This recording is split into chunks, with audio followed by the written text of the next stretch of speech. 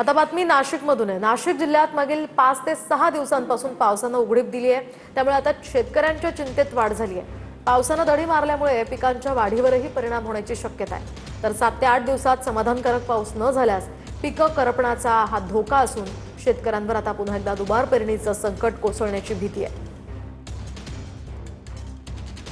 जून महिन्यामध्ये पावसाची सरासरी कमी असताना गेल्या आठवड्यामध्ये जुलै महिन्यामध्ये पावसाने दमदार हजेरी लावलेली होती। मात्र आता जुलै महिन्याच्या दुसऱ्या आठवड्यामध्ये पावसाने उघडीप दिलेली आहेत। आपण पाहू शकतात का आकाशामध्ये या ठिकाणी ढगांची सुद्धा आपल्याला गर्दी पाहायला भेटत नाहीये।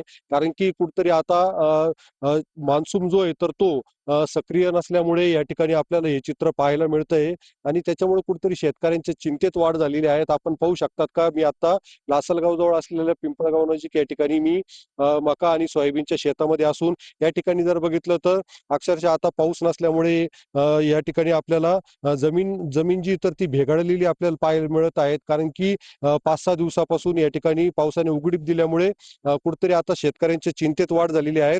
उमेश पारिक, TVNine मराठी, लासलगाव, नाशिक।